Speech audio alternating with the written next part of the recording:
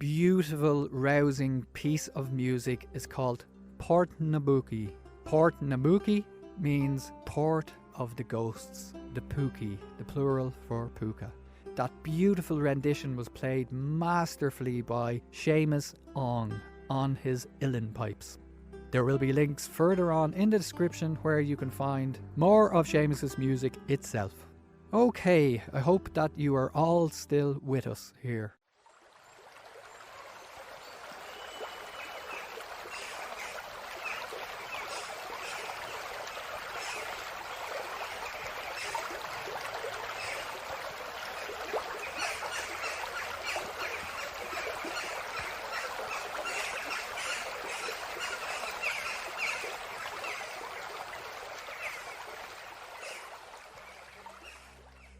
A large portion of Wicklow itself was at one stage part of the Pale, and West Wicklow in particular was encompassed as part of the Pale. Blessington, which os Gaeilge is Baile an Cummeen, means the homestead or the town of the family name Cummins. Blessington is a 19th century purpose-built town, and at that stage would have been a large Protestant gentry town. Lying beneath the lake, many of the townlands themselves still exist today and were not awashed beneath the Pool of Púca reservoir, except for one, that exception being the townland of Balnahown, Baile na Haven, which means the homestead or the town of or by the river. Balnahown was completely decimated and does not exist today. Balnahown only exists beneath the Pool of Púca reservoir. Although my father's side are all from North Dublin, specifically Glasnevin and Santry, my mother's side are all as local as can be. My mother, Lily Scally, ní Flanagan, and the name itself, Flanagan, is a well-established West Wicklow family. My grandmother, Mary Ann Flanagan, ní Conlon, originally had 12 children, one of those being my mother, Lily. Further on in the podcast, you will hear mention of a cousin of mine, Alan Clark. Alan Clark's mother is Kathleen Clark, ní Flanagan, Lily's older sister.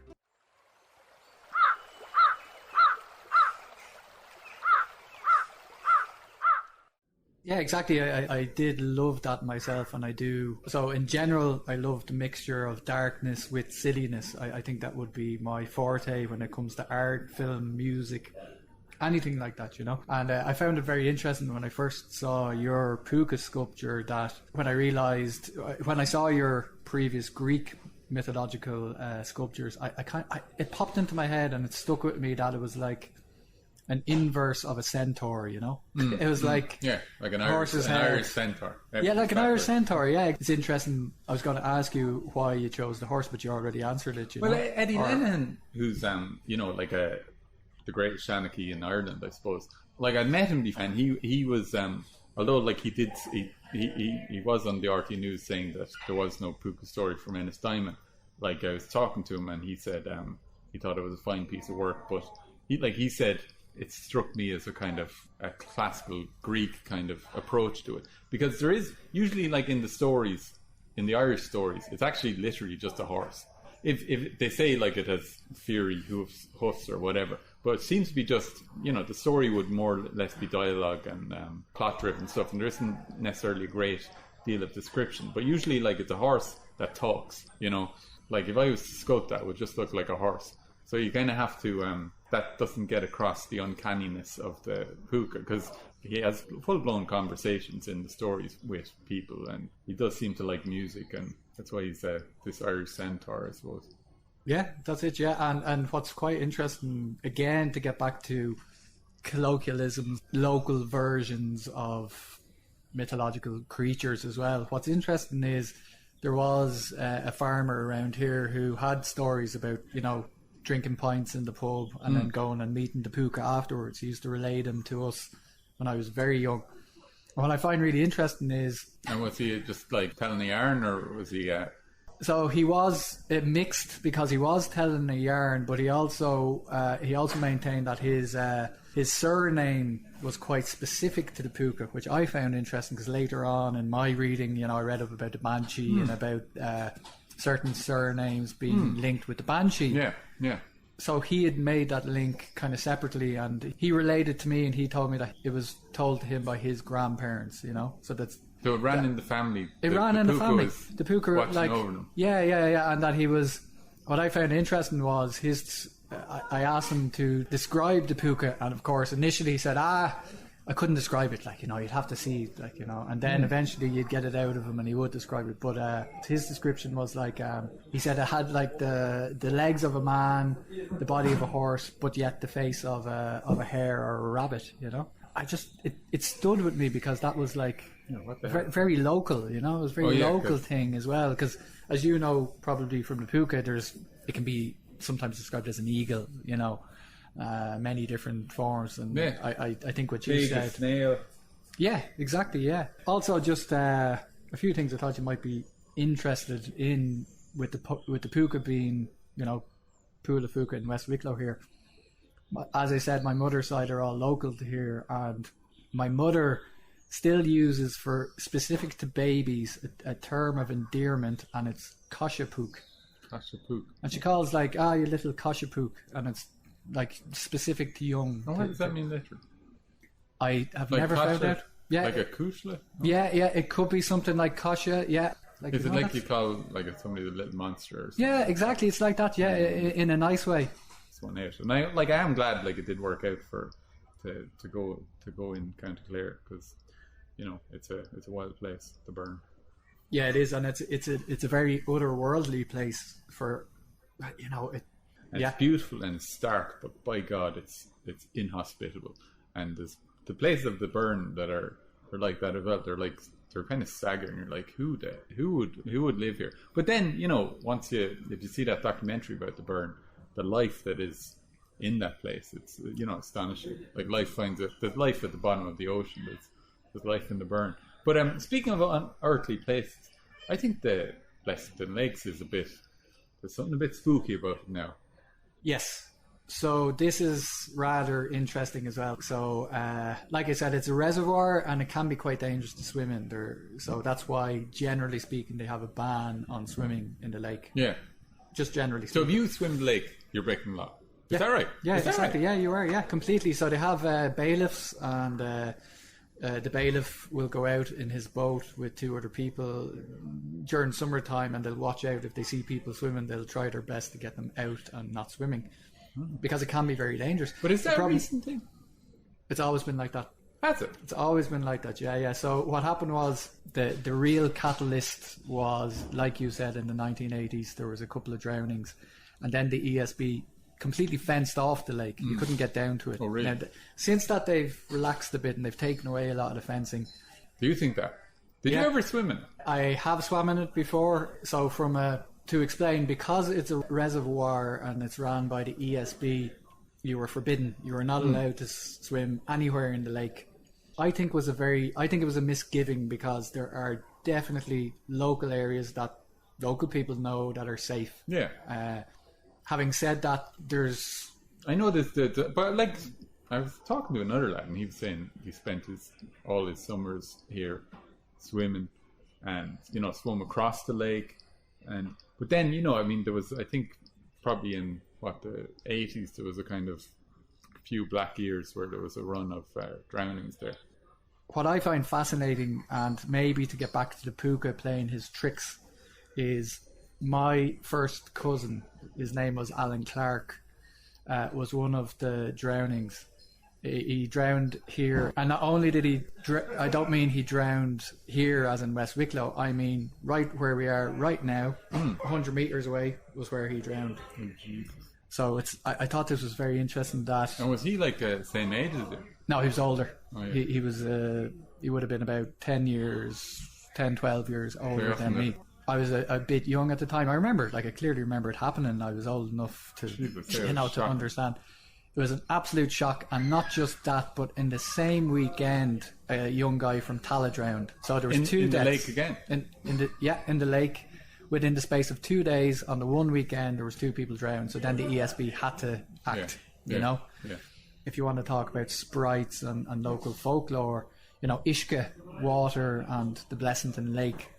My mother, because of that death, instilled in us a fear of water and a fear of the lake. You don't go near the lake. You know what might happen. Do you think that, like obviously that run of deaths would focus the mind and make people get emotions high? But do you think that there was always a kind of black reputation because of the circumstances under which the reservoir was made? But do you think, like, locally, yes, because obviously it's been nothing but it's been a boon it was necessary for the capital growing so quick in the early 20th century. You know, it was kind of tough titties for farmers or whatever that were moved off. Because I remember I was reading about it, and I was saying there was all this kind of, like, all the papers were behind it. Ireland was getting modern, putting on its big boy pants, so we were going to do this, and it was mainly for water rather than electricity, I believe. Although, like, it was both of those things. Even though it's very beautiful, there's something, I don't know, maybe it's just because I'm aware of those drownings, but there is something a bit uncanny about its presence here. Yeah, so or maybe that's all in my head. I don't know. What do you think? No, I totally agree with that. And again, generational, I think that's kind of gone now, because quite simply the generation that still remembered the areas before the lake were there are all but dead now. They are. My grandmother was that generation, and once they died, that's kind of been forgotten about, you know. But what's interesting is my grandmother lived, unfortunately, to see my cousin drown in the lake. So she had memories of growing up in what her area was called the Big Meadow, and it's right below Ballyknocken village now. That's where she grew up. And the slopes, like, were there? No, it would have been right below the slope. So it would have been where the slope panned out into a beautiful kind of meadow, I suppose, or plain, because that's the way she described it, as being absolutely beautiful. Great farmland. The locals always said that the most arable, farmable land was drowned under the lake, so that the best land around this area in West Wicklow was under the lake. They would say that way. I wonder though, yeah. And then apparently, like, they got like, I guess it was in the middle of the Depression, and also an economic war at the time. So the land prices that they were offered by the state were, 10 years ago they got much better price, but it was like, that's the price. There was nearly tenfold the reasons why the locals were embittered about the lake. So there was the fact that they lost vast areas. There was also the fact that the land that was given back to farmers and to people was in some cases 1/16 of what they owned. In some cases 1/8. There was that. There was the whole aspect of local people at the time said that it brought a cloud on the area, that the area used to be this kind of utopia before, and when the lake was put in, it changed the weather, is what the locals said. Well, maybe there is a cold wind going over it or something like that. Yeah, it's a huge body of water, particularly with my grandmother. Like I said, she lived to see her nephew drown in the lake, and she maintained that it was a curse, you know what I mean? Yeah. Not specifically to her or on her, but that was a local curse, Like, I do think it's like a microcosm of, not to be too highfalutin or too speculative, but I do think it's kind of a microcosm of Ireland in the 20th century, that there was this huge urban growth, and then in this case it had direct, it utterly changed this rural part of it. It basically obliterated it, but like, nobody gave a damn about it. The majority of the newspapers were behind it, like all the great and good were behind it. The ESB was behind it. It's just tough luck for the people involved. And then it's only retrospectively now that we have this, I guess, burgeoning environmental consciousness, the organic farmers and stuff we're talking about. But it's only in retrospect. It's kind of like with and then in Blessington you have the great work of the National Folklore Archive, who went around in the years before it trying to desperately record something of this kind of world that was lost. And I guess they didn't find, it wasn't like, I'm sure the locals think it was great, but it was just like another part of Ireland. And it was the Liffey Valley, so is what it was, because it's beneath the lake. Still you have the confluence of the Kings River and the Liffey. The Liffey origins are up in the Wicklow Hills, up the back of Ogle Hill is what it's called. Ogle Hill is synonymous with Youghal in Cork. Okay. And the translation is yew tree, so there would have been in some distant past like yew tree forest there, you know. But like I said, it was the confluence of that and now one homestead I would describe it as that was completely obliterated, and that was Ballinnahound. The rest of the areas are still there or encompass other areas like Ballyknockin, for example. There was areas of Ballyknockin that are now under the lake, and then there's Ballyknockin village. You know, you have all these areas local that were part and parcel of land that was lost. But yeah, it was a valley essentially with a river and then a confluence splitting into two rivers. Liam Price was very important because he documented from an archaeological point of view things that are now underneath the lake. And do you think some of the, you know, they excavated the old graveyard? Do you think they left a few behind? I think so. I really do. I really honestly can't see how they would have, you know, exhumed dust, you know. They usually bury people on top of other people. So yeah, you're right. Yeah, somebody might have got lost. Correct, and that was Burgage. As an area still exists out behind here. That area is still there, and Burgage Tower, which unfortunately went into severe disrepair. It looks like they're trying to repair the remains of it now. I've seen it, yeah. It's kind of like covered in scaffolding. Yeah, so that's called Burgage Tower, and that's an original medieval watchtower for the original graveyard. So that's where the graveyard was. When I moved to Blessington, there was a public art tender. It was for down the road on the N81 there. And, like, I mean, still an open question whether I will ever get another public art commission again, because although, like, I got, like, a lot of publicity and fans of the Púca, it also was, from one point of view, from maybe official Ireland point of view, a complete disaster in terms of a public tender.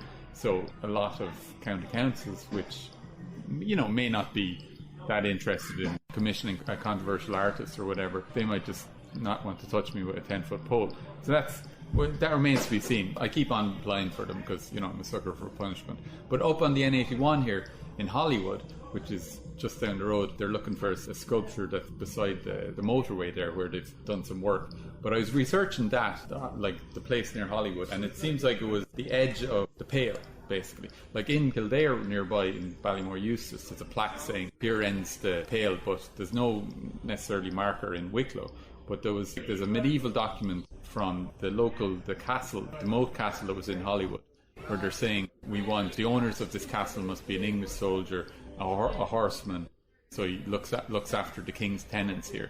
So this was frontier between civilized Pale, the wild Irish outside, and so I don't know. It's kind of got this. You can imagine like the outlaws, you know, the O'Tooles and the O'Byrnes of the Wicklow Hills. They're like the Apaches or whatever outside the threshold. So my idea for that was a kind of a horseman, a mounted horseman with a spear, and he's just guarding the threshold, called Pale Rider. But we'll see if they go for it. It would be nice, but it's always a gamble. That sounds magnificent to me. And you know yourself, like you know, Irish culture is Gaelic. Our language is Gaeilge. The word Gael means spearman, you know, or men of the spear. Yeah. So this word "gay" in Osgaeilge is spear. It means spear. You know, the gay bulga from that.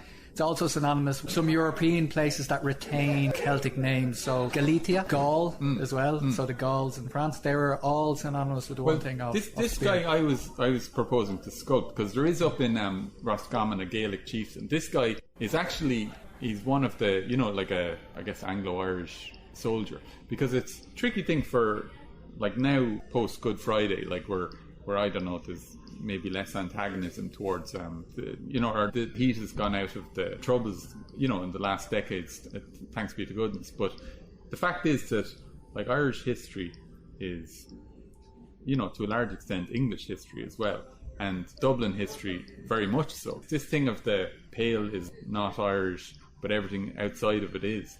I mean, that's not really it's not really tenable anymore to think about it like that, because obviously our history it's a dual history. So I wanted to put this emblem of this moment in Irish history where the boundary, like now the boundary I guess is below Belfast, but at one stage the boundary between England and Ireland was Wicklow, was Blessington. And boundaries and borders, they always seem, you know, permanent, but they change all the time, you know, and once they're gone, people forget that they were ever here. It's kind of like the the village underneath the lake. It's there, but it's not there. So that's the kind of thing that, I don't know, I was hoping to evoke with that. Yeah, I mean, like if you look at Blessington as a town was a Protestant-built town, you know? It is an odd town, because in the middle of it is a monument to, and you wouldn't find it in too many Irish towns, but a monument to our put up by his loyal tenants to our wonderful landlord. Exactly, precisely. So with this area, West Wicklow, it was literally, as you said, it was, you know, you had as far as Blessington, which was originally, would have been part of the Pale, nicely built Protestant town. And then you had the outskirts, which were considered the wild Irish tribes still up until modern times. And but even like nowadays. Like, so there's Rusborough House. Yeah. You know, and the main street is very much, it's like parts of Waterford. Yes. It's like a kind of a loyalist, you know, loyalist in 19th century sense. But it's, did that change in the last, 80 years? Like, is there many Protestants in Wicklow? Yeah, so it's very interesting. There are still some very old Protestant families within West Wicklow here. They're farmers. They used to all be 99% farming. My brother says they're always the best farmers. As people, you know, I just grew up, for me, there were people, I didn't know that there were Protestants or Catholics, you know what I mean? Didn't apply to me as a child and doesn't now as an adult, actually. So some of those families, surnames like Darker, Eager. Darker. Yeah, they can be traced back to the first plantation times of West Wicklow, this area in particular. As I said, Blessington was a Protestant-built town. There was Downshire House, which was not quite as big as Rusborough, but it was a big mansion house. So after the Pale fell, locals burnt the house to the ground, and it was never. Like in United Ireland or the United Irish Rebellion or something like that. Or... Yeah, so it would have been the 19th century that the locals went up after. Like the Wolf Tone Rebellion. Yes, correct. They set fire to the house and it was never rebuilt. Where's that? That would have been, if you know Duns, out the back of Blessington now, it was generally in that area where Duns is now. They retained, as part of the expansion of Blessington, when they put in Duns, and that you'll see when you walk down, you might miss them. There are two original granite piers, which would have been the entrance originally to the mansion, and after the mansion there was the entrance to a local farm, and they retained them. That's mad. I was just at the library there before I met you. So exactly. I probably walked by them. You did, yes. They're originals. They were restored about 15, 20 years ago. That's mad. So they are totally original. That's pretty much all that remains. Nobody really knows, but it was burnt to the ground. And then Rusborough remained. It wasn't damaged or anything in any of the rebellions. But it's quite interesting, you know, the whole folkloric and the oral history within Ireland, because everything was oral, as you know. The Gaelic/Celtic peoples of Ireland were very suspicious, so they tended not to like to write things down. It was with the coming of Christianity that brought manuscripts and the writing of things, you know. But just like echoes of the past, I find fascinating. So growing up in West Wicklow, we always called people from Dublin, and my dad's side are all from Dublin, but we used to call people from Dublin Jackeens, you know. And it was this pale carry-on, you know. So a Jackeen was the Union Jack used to fly in Dublin, in Dublin Castle. So this Jackeen thing retained till my childhood. I like that, you know. I don't like the slagging of Dublin people. I like no harm in that. I like the echo. I like that carry on. That's something that goes back hundreds of years, and we didn't know as children why we were saying Jackeen. Like it was, in a sense, it was a lot less bloody and easy. Which is not to downplay the amount of people that died in the War of Independence or Civil War, but comparatively speaking, it was, small beans. Because, like, in the 19th century, the Catholic middle class basically had learned how to administer a country, because they were brought into the corridors of power, and they learned county-council politics, and they learned, how to run the country. So it wasn't like they were just handed a complicated economy and said, just here, make that work, which has had terrible repercussions in different parts of the world where people are trying to do, I don't know what this has to do with that and about Púca. To me, it's all local, it's folkloric, and it's important, telling stories, and relaying information, you know what I mean, it can be vital. The chap in the National Folklore Collection, and he definitely would know, like, all the stories. He was saying that whatever about, it's clearly like a kind of a character, like Loki or Mercury. He's kind of a trickster. But then there's also with the Púca that he's a rural character. So he's always found in crossroads, in bogs, in marshes, in lands that is no use, basically. Land where, you know, it's not the town. It's not the market where people congregate, where, you know, people wear nice suits and talk fancy. He's out in the back of beyonds. And so, like, I think there's this perennial tug of war in the Irish soul between, you know, we want to be fancy modern Europeans, but at the back of it, we're kind of nostalgic for the peace and ease and relaxed way of life of the country, and it'll always be there, I guess. Yes, yeah, and even with my grandmother had an encyclopedic memory. Everything was stored in her mind, and I mean, it used to annoy the shit out of me when I was younger, because I would mention somebody who I was friends with, and my grandmother could go back 4 generations to who their relations were, if they were local to the area, and how they intertwined with us in relation-wise. Like, you know, she knew everybody. She was able to go back with everybody and with stories and songs and things like that, because she liked to sing. Because that's what you did, you know. You didn't write things down, you remembered stuff, you know. Yeah, and that's gonna. I'm of an age now that I see, you know, young people with looking at the phones all day, and it drives me crazy. Get that out of your hand, because it's like, if you don't use, you can imagine your grandmother, the store of information she had, how that's going to inform her thinking, you know, just normally. Whereas if you constantly rely on tools, whether they're writing or your Google search and your Wikipedia, then it's like you're outsourcing a whole bunch of, you don't have this kind of mental library to always draw on, that's always going to, like, you know, be the bedrock of your thoughts, and it's kind of going to impoverish your thinking, your talking, and your imagination. It won't be as deep and as rich. I mean, I don't know if we'll ever see, like, writers like, you know, Herman Melville or William Butler Yeats, or maybe Cormac McCarthy is the last of that generation. But, like, you know, there's a lot in their head, which, you know, in this day and age, we've got tools to keep us fit, tools to tell us when to get up, tools to tell us when to go to bed. So it's atrophying, I suppose. Sorry, I sound a bit like a mad old man. Oh, no, it's fine.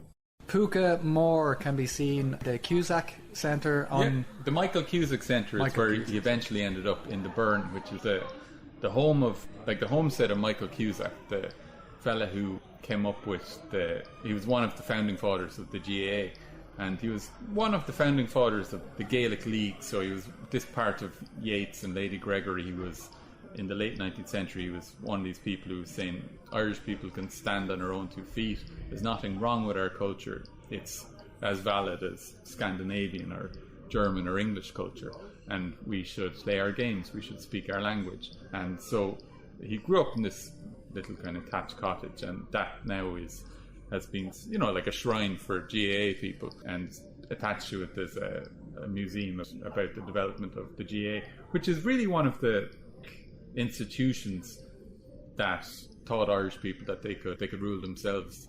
And, you know, in practice, it wasn't like, it was kind of like a trial run for independence and autonomy. But so Cusack would have been, he was reputed, Douglas Hyde said he was the finest Irish speaker they ever knew. And so he was deeply informed by Irish culture and stories. And so having the Púca come back to that place, which is where it's the actual name on the maps is Pool na Púca. So it's a nice place and it's a wild part of, like, County Clare is wild by Irish standards, but Burn is the wildest part of County Clare. It's a strange, uncivilized place, and he's an uncivilized character, so he's right at home there. Yeah, so he found his home. And then Púca Beag can be found in... Well, Púca Beag is like when you make a sculpture, especially a big sculpture, you want to make a little bozzetta or maquette or model.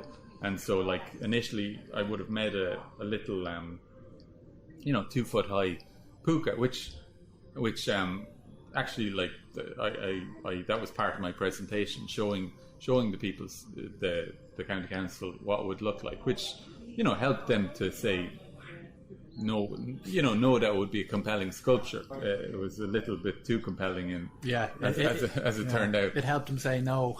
Well, yeah, then because they actually knew that what an unusual kind of looking fella it was. Yeah, so that small one, there's editions of that can be seen in my art gallery in Dublin, Sol Art Gallery on Delir Street there. Sol Art Gallery on Delir Street. I can only say thank you very much. Gives such levity speaking to somebody like yourself for a simple podcast. Just thanks for your time. Yeah, no problem. And for the last word, I will leave you with my grandmother, Mary Ann, also known as Maud Flanagan, finishing out the podcast, speaking about her time growing up underneath the Púca Reservoir in the Big Meadow. Yes, which we never had a whole lot, you know what I mean. When I got married, I had 12 children then. For the one man, of course, Casey, might think I'm a queer one. No. I had 12 children, bad times, and the man I married was a farmer, you know. You wouldn't get much wage with a farmer. And we got enough to eat, but that was that. Ballyknockin and the cottage where it was down under the Ballyknockin. Big Meadow was the name of it. We all cried. We didn't like leaving where we lived now in Big Meadow.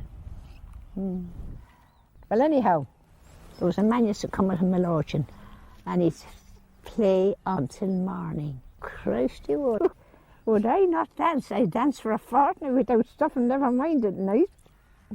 The great nights in playing and dancing. I'd be the first on the floor and I'd be the last off it. Danny was red and I was brown and my sister was fair. And I used to sing like hell, you'd hear. In Ballyknockin where we lived down, it was a mile back. Listen. It's Mary Ann singing the song. Listen now, lads, listen. And I wouldn't know anyone would be listening to me. Yeah, I sing any of come on, yeah. Them water is wide and I can't swim o'er. Need I have the wings to fly?